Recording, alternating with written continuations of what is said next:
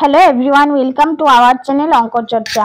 আজকে আমি নিয়ে আসলাম পিপিটি প্রেজেন্টেশন, ফার্স্ট সেমিস্টারে পিপিটি প্রেজেন্টেশন। তোমরা যারা ম্যাথ স্টুডেন্টরা আছো তাদের জন্য কিন্তু আমরা পিপিটি প্রেজেন্টেশন দিয়ে দিয়েছি অলরেডি। কিন্তু অনেক কলেজে কি করেছে যে মেথড সাবজেক্টের পিপিটি না দিয়ে ওরা বিভিন্ন টপিকগুলি চয়েস করে দিয়েছে। তো আমি কিন্তু আজকে এমনই একটা টপিক নিয়ে আসলাম, এটা কিন্তু কোনো ম্যাথ স্টুডেন্টদের না, এটা কিন্তু তোমরা সবাই করতে পারবে।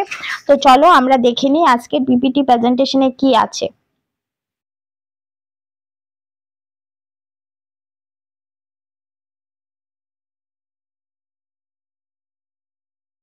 ফার্স্ট অফ অল কলেজের নাম, কলেজের লঘু, B Ed first semester, name, roll number, session,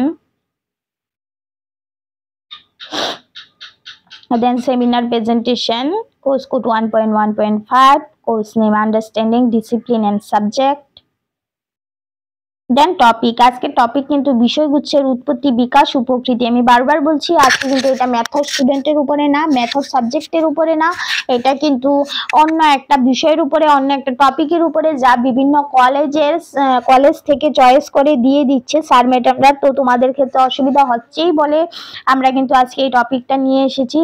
টপিকটা হলো বিষয়গুচ্ছের উৎপত্তি, বিকাশ, উপকৃতি। ফার্স্ট অফ অল বিষয়গুচ্ছের সংজ্ঞা। একজন সায়েন্টিস্ট 1972 সালে এই বিষয়গুচ্ছের সংজ্ঞা দিয়েছিল।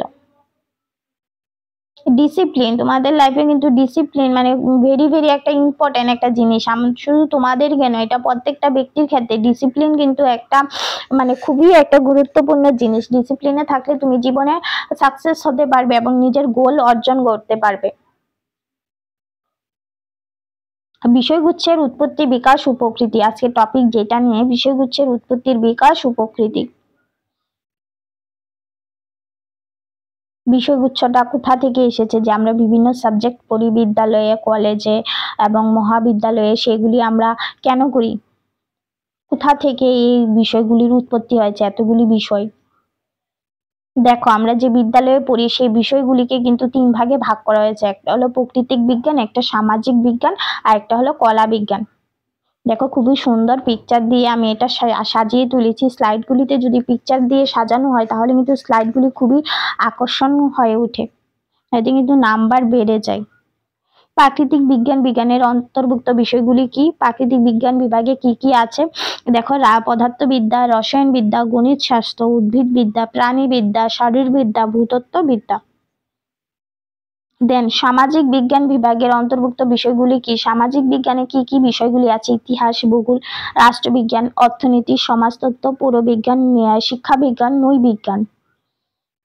দেন আছে কলা বিভাগের অন্তর্গত বিষয়গুলি কি? কলা বিভাগে কি কি আছে? কলা বিভাগে আছে ভাষা ও সাহিত্য, চিত্রশিল্প, সঙ্গীত ও নাট্যশিল্প, ভাস্কর শিল্প।